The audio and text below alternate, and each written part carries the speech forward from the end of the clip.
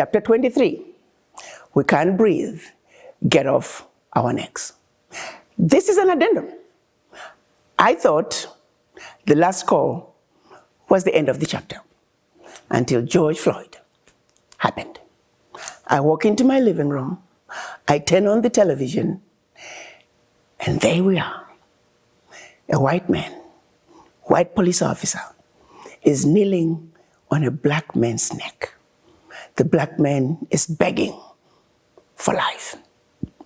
And the cop, very casually, nonchalantly, just keeps grinding into George's neck. He just keeps grinding into George's neck until George is lifeless.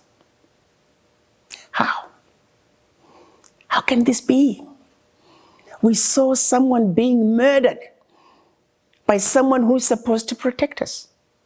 It took 8 minutes and 46 seconds for George to die. Lynching in broad daylight. I felt very strongly that I should hold the book. The book had already gone for printing, but I took it out of line because I felt this book was incomplete until we honored those who have lost their lives in the hands of those who are supposed to protect us. So yes, I spoke about the lynching and how we as Black people, our lynching comes in so many different forms. So for those who seem to think mission accomplished, for those who believe that we are equal, think again. George Floyd, he showed us that nothing has changed, that we are still the most endangered species on earth as Black people. But the world came together. The world saw what they saw.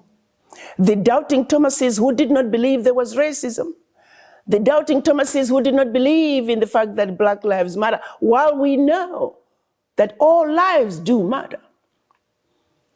I liken it to kids in a classroom. 9 kids repeatedly get fed lunch, except for this one Black kid who doesn't get fed. When the teacher wants to know from the cafeteria, why is this one kid not getting fed? And the cafeteria responds, well, they all need to eat. Yes, we understand. They all need to eat, except these 9 have been eating. This one has not been eating. Yes, all lives do matter, but some matter more than others. That's why Black Lives Matter is a movement that we all must understand its genesis and why it's important to highlight that Black Lives Matter. Because to too many, they don't believe Black Lives Matter.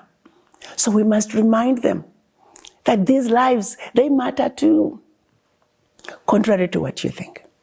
You see, with George Floyd, I felt for a change that once we were all looking through the same window and we were seeing the same thing. I do hope that that spirit that was awoken among us, that spirit that had been asleep, we can continue that momentum and demand to the world that all lives matter. And that includes Black lives as well. That we must demand that we live in a world that is free of racism, that is free of bigotry, that is free of hate. I know we are quite capable of putting together such a world. The reaction from people around the world, more white people than Black people, if I may say so, they came out in droves and they let their leaders know that this will not be tolerated. Not now, not in this century. When we continue to promote hate, to promote bigotry, to promote institutionalized racism, we're doing a serious disservice, not only to Black children, but to white children as well, who deserve to live in this world that is free, a world that is just, a world that is fair. That is what our children are demanding, regardless of their skin color. So in this chapter, I wanted to honor those who have lost their lives in the hands of those who are supposed to protect us.